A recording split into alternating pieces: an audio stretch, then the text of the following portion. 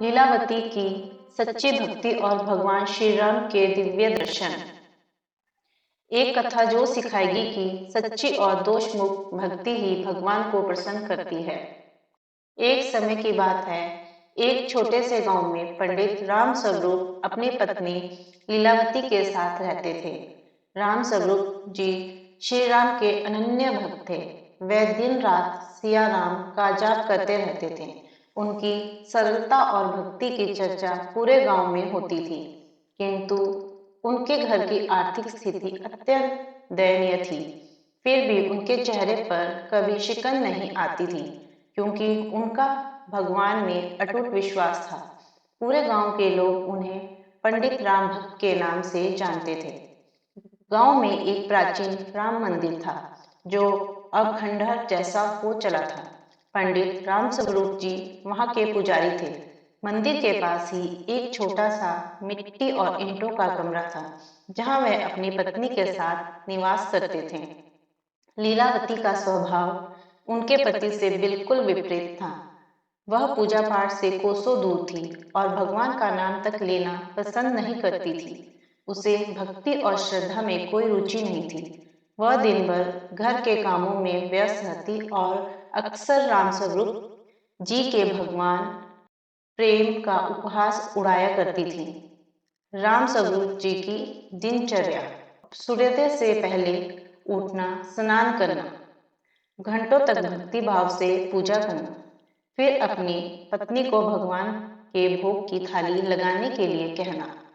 लीलावती केवल भोग की थाली बना देती थी, लेकिन मंदिर में कदम भी नहीं रखती थी।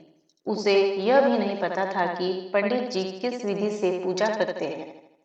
एक दिन ऐसा हुआ कि खाने के लिए कुछ भी नहीं बचा था। मंदिर के बाहर से ही लीलावती ने गुड़ और रोटी की एक साधारण थाली सरका दी और बड़बड़ाते हुए चली गई। राम स्वरूप जी ने भगवान से क्षमा मांगी और वही भोग अर्पित कर दिया, लेकिन लीलावती को इस भक्ति पर भरोसा नहीं था। वह ताने मारते हुए बोली, रोज घंटों पूजा करते हो, तो क्या भगवान ने तुम्हें कुछ दिया?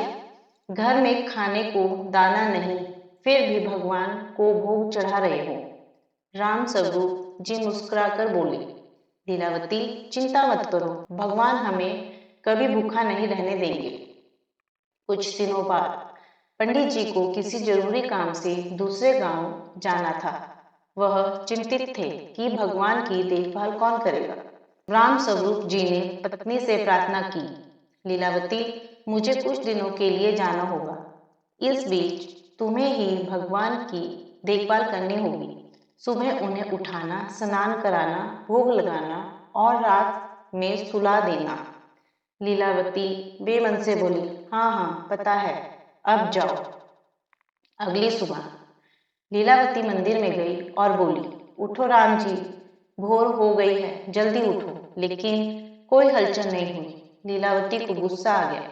वह गुस्से में झाड़ू उठा लाई और बोली, उठ रहे हो या नहीं? नहीं तो इसी झाड़ू से मारूंगी।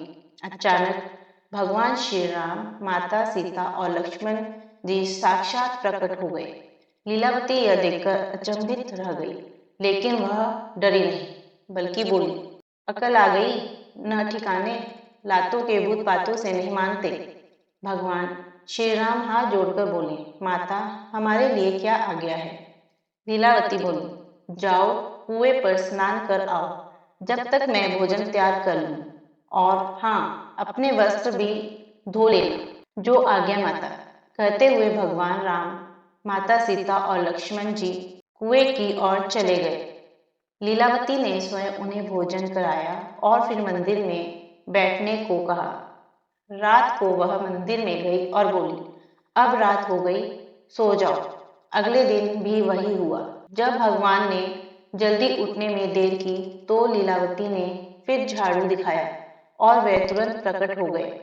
भगवान श्री राम को यह निश्चल सेवा इतनी प्रिय लगी कि वे रोज लीलावती की आज्ञा मानते रहे। जब राम स्वरूप जी वापस आए, जब लीलावती ने पूरी घटना सुनाई, तो पंडित जी अविश्वास में पड़ गए।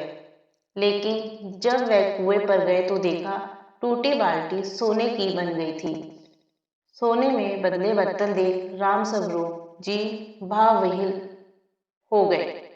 उन्होंने दौड़कर भगवान के चरण पकड़ लिए और रोते हुए बोले, प्रभु, मैं रोज घंटों पूजा करता हूँ, लेकिन कभी आपने दर्शन नहीं दिए, पर लीलावती की सच्ची सेवा ने आपको खींच लिया। इसीलिए कहते हैं, भगवान को सच्ची निष्कलंक और निस्वार्थ भक्ति ही प्रिय होती है। जो भी सच्चे हृदय से भगवान को पुकारे, वह उनकी पुकार अवश्य सुनते हैं। यदि यह कहानी आपको पसंद आई हो, तो इसे अपने प्रियजनों के साथ अवश्य साझा करें, शेयर करें, लाइक करें और हमारे चैनल को सब्सक्राइब करें। जय श्री राम।